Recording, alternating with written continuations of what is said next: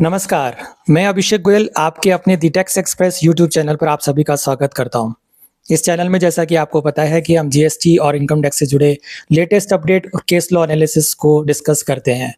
पिछले वीडियो में मैंने आपको 1 नवंबर 2025 से इम्प्लीमेंट होने जा रहे जीएसटी में ऑटोमेटिक रजिस्ट्रेशन सिस्टम के बारे में जानकारी दी थी और आज के इस वीडियो में हम उसी चर्चा को आगे बढ़ाएंगे और उस बारे में डिटेल डिस्कशन करेंगे।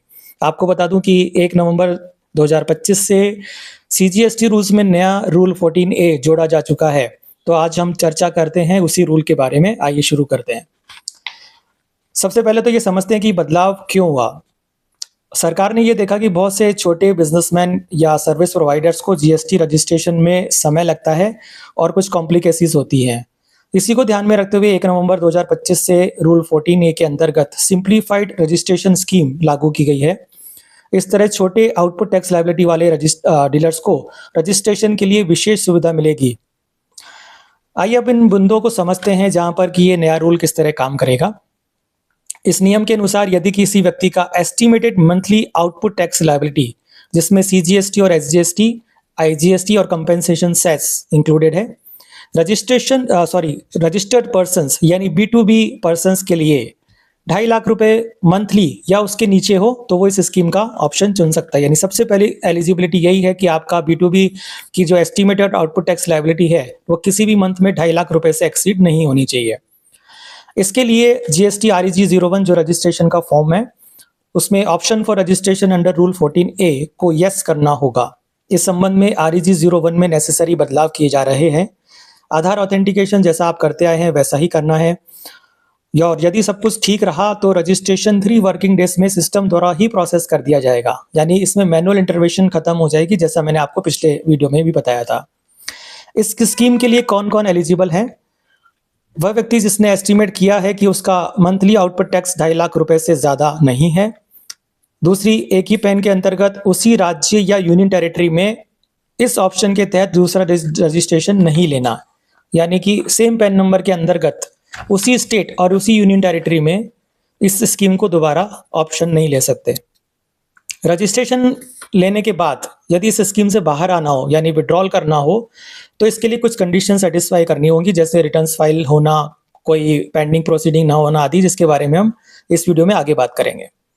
अब सबसे पहले ये समझ लेते हैं कि ये कैसे काम करेगा। सबसे पहले तो जीएसटी रजिस्ट्रेशन पर आप रजिस्ट्रेशन के लिए GST REG 01 भरेंगे और उसमें option for registration under rule 14A को यस करेंगे। उसके बाद आधार ऑथेंटिकेशन करेंगे। आधार ऑथेंटिकेशन के बाद जब एप्लीकेशन सक्सेसफुली सबमिट हो जाएगी तो एक ARN जनरेट होगा और अगर आप इस स्कीम के सभी कंडीशंस को सेटिस्फाई करते हैं तो सिस्टम द्वारा वेरीफाई कर दिए जाने के बाद सिस्टम द्वारा 3 वर्किंग डेज के अंदर ऑटोमेटिकली रजिस्ट्रेशन ग्रांट हो जाएगा।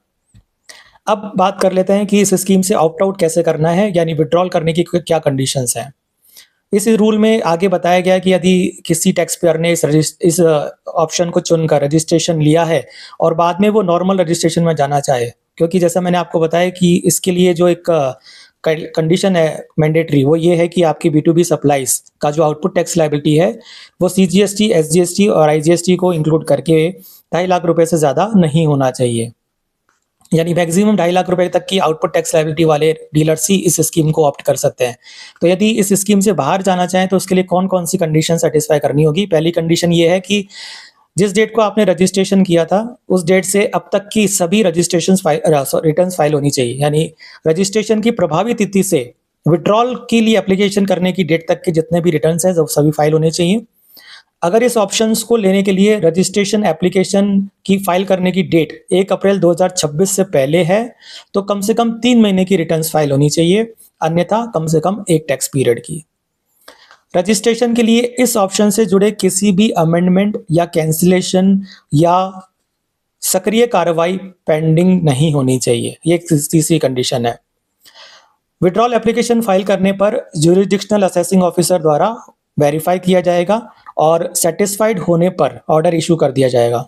ऑर्डर इशू करने के बाद वो जो टैक्स पेयर है वो इस स्कीम से ऑप्टेड आउट माना जाएगा और ऑप्ट आउट करने के बाद वो अपनी B2B सप्लाईज को नॉर्मल रजिस्ट्रेशन के तहत दिखा सकता है, यानी कि in excess of ₹2.5 lakh monthly.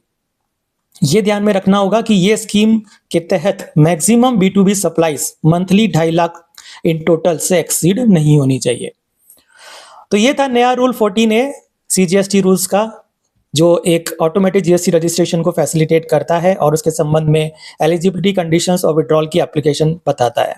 यदि आपका बिजनेस छोटा है और इस स्कीम की पात्रता रखता है तो ये निश्चित रूप से लाभदायक हो सकता है, क्योंकि आपको सिर्फ 3 वर्किंग डेज के तहत रजिस्ट्रेशन ग्रांट हो जाएगा, जिसमें ज्यूरिडिक्शनल ऑफिसर की कोई मैनुअल इंटरवेंशन नहीं होगी। अगर आपको ये वीडियो पसंद आया हो तो लाइक करें और चैनल को सब्सक्राइब करना ना भूलें।